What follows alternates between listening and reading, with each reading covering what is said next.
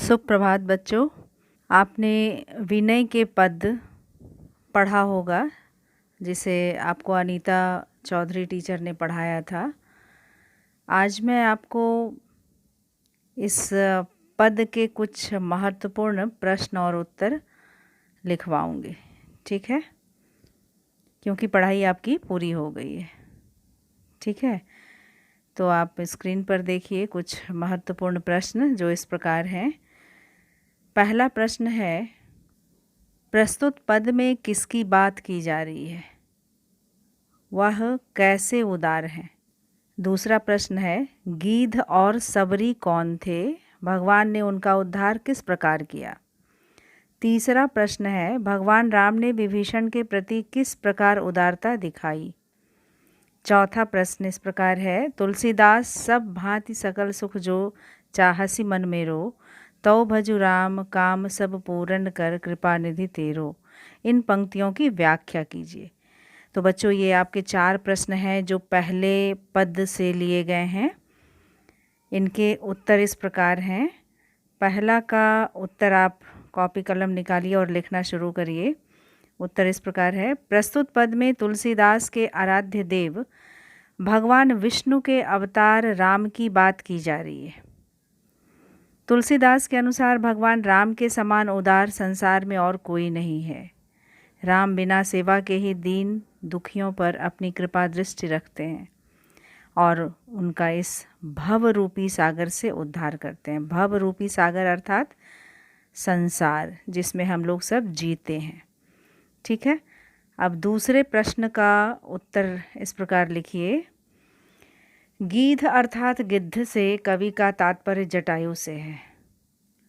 जब रावण सीता का हरण करके आकाश मार्ग से लंका की ओर जा रहा था, तो सीता की दुख भरी पुकार सुनकर जटायु ने उन्हें पहचान लिया और उन्हें छुड़ाने के लिए रावण से युद्ध करते हुए गंभीर रूप से घायल हो गया।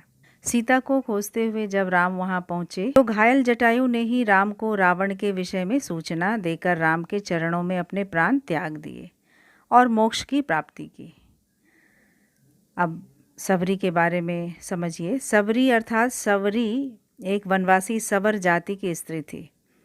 जब उसे पूर्वाभास हुआ कि राम उसी वन के रास्ते से जाएंगे जहां वह रहती है, तब उसने राम के स्वागत के लिए चख चख कर मीठे बेर जमा किए। राम ने उनका आतिथ्य स्वीकार किया और उसके चखे हुए जूठे बेर खाकर उसे परम गति प्रदान किया। तो ये दूसरा प्रश्न था बच्चों। अब आप तीसरा प्रश्न का उत्तर लिखिए जो इस प्रकार है। विभीषण रावण का छोटा भाई था। वह राम भक्त था। उसने रावण को राम से क्षमा मांगकर उनकी शरण में जाने के लिए समझाने की चेष्टा की, किंतु रावण ने उसका तिरस्कार किया। रावण की दरबार से अपमानित होकर विभीषण को लंका छोड़कर राम की शरण में आना पड़ा।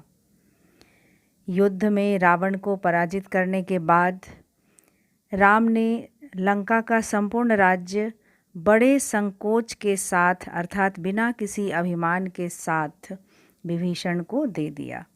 तो ये आपका था बच्चों तीसरा प्रश्न। और चौथा प्रश्न का उत्तर भी आप लिख लीजिए जो इस प्रकार है। तुलसीदास भगवान राम का भजन करने के लिए कह रहे हैं क्योंकि राम ही सबसे उदार हैं, जिनकी आराधना से मोक्ष प्राप्त होता है। तुलसीदास कहते हैं कि मेरा मन जितने प्रकार के भी सुख चाहता है वे सब राम की कृपा से प्राप्त हो जाएंगे। अतः हे मन, तू राम का भजन कर। राम कृपा निधि हैं, वे हमारी सभी मनोकामनाएं पूर्ण करेंगे। जैसे राम ने जटायु को और शबरी को परम गति तथा विभीषण को लंका का राज्य प्रदान किया। तो बच्चों, ये आपके प्रश्न और उत्तर थे जो काफ़ी महत्वपूर्ण हैं। इसे आप अपनी कॉपी में लिख लेंगे और विद्यालय खुलने पर मैं उसे देखूंगी, करेक्शन करूंगी, ठीक है? तो आज की कक्षा में यहीं समाप्त करती हूँ। धन्यवाद।